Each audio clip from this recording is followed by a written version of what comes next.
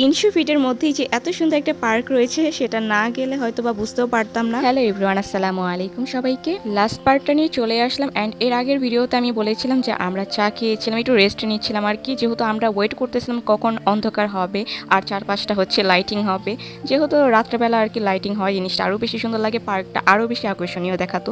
And এছাড়াও আমরা অনেক দূর থেকে যেহেতু এসেছি, মানে 300 ফিট আমার বাসা থেকে অনেক দূরে, আমরা অনেক বেশি টায়ার্ড হয়ে গিয়েছিলাম, তাই ভাবছিলাম একটু চা খেয়ে রেস্ট নিই, মানে ততক্ষণ আর কি অন্ধকারটা হোক, তাহলে আরো বেশি সুন্দর হবে। এন্ড আমাদের ফার্স্ট রাইডটা ছিল দোলনায়, এন্ড দেন সেকেন্ড যেটা উঠেছিলাম সেটা হচ্ছে নৌকাতে অনেক বেশি মজা হয়েছে, বাট ভয়ও লাগছিল মোটামুটি। দেন আরেকটা রাইডে উঠি, এই রাইডটা, এটা আরো বেশি মজার ছিল।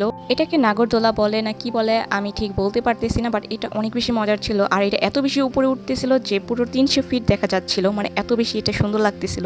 চারপাশটা পুরো আলোকিত, মানে লাইটিং দিয়ে একদম ভরা পুরো রাস্তাটা। আর এত সুন্দর একটা ভিউ এনজয় করার জন্য কিন্তু আমি অন্ধকার হওয়ার জন্য ওয়েট করতেছিলাম যে কখন আর কি অন্ধকার হবে আর কখন আমি পার্কে গিয়ে আপনাদের সাথে সবটা শেয়ার করব। আমি দুপুরে রাইডগুলোতে চড়তে চাচ্ছিলাম, বাট উনি বলছিল যে না, তুমি দুপুরের থেকে বেশি রাতেই মজা পাবা। অ্যান্ড এটা আসলেই সত্য যে আমি রাতেই বেশি মজা পেয়েছিলাম, হয়তো দুপুরে অত মজা পেতামও না আর এত সুন্দর ভিউও পেতাম না। অ্যান্ড আপনারা এখানে যে রাইডই উঠেন না কেন, প্রত্যেকটা রাইডের প্রাইসই ছিল 50 টাকা করে। অ্যান্ড আমি আপনাদের সাজেস্ট করবো যারা 300 ফিট যাবেন অবশ্যই এই রাইডগুলো একবার এনজয় করে আসবেন, পার্কটাতে ঘুরে আসবেন, আপনাদের সবারই ভালো লাগবে, ছোট থেকে বড় সবাই এনজয় করতে পারবেন। যাই হোক, আমাদের বেশ কিছুক্ষণ পার্কে ঘোরাঘুরি করার পরে অনেকটা ক্ষুধা লেগে যায়, তাই আমরা ভাবি কিছু এখান থেকে খেয়ে নেব, তারপরে হচ্ছে বাসা যাওয়ার উদ্দেশ্যে বের হব।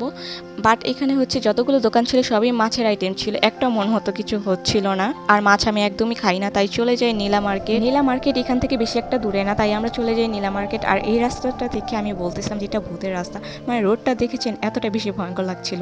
যাই হোক, কথা বলতে বলতে এই তো আমরা এসে পড়লাম নীলা মার্কেটে। আর এখানে এসে আমরা ভাবছিলাম যে কি খাওয়া যায়, বাট হচ্ছে কিছুই বুঝতেছিলাম না। পরে হচ্ছে সবাই মিলে প্ল্যান করলাম যে হাঁসের মাংস সহ রুমালি রুটি খাবো। এখানে বিভিন্ন রকমের রুটি বানানো হচ্ছে, যেমন ছিট রুটি, তারপরে হচ্ছে রুমালি রুটি, এরকম আরো অনেক রুটি বানানো হচ্ছিল।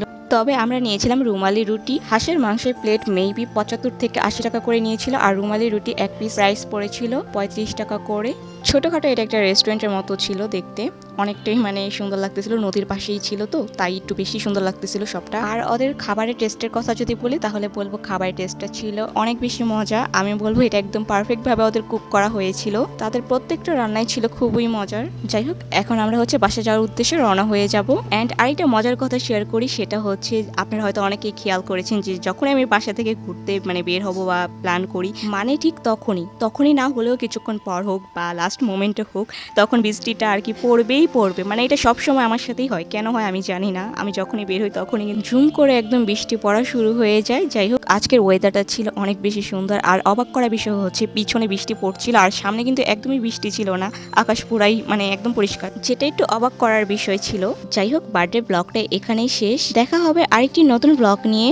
সবাই পেজটাকে লাইক ফলো করে সাথে থাকবেন, সবাই ভালো থাকবেন, টেক কেয়ার, আল্লাহ হাফেজ সবাইকে।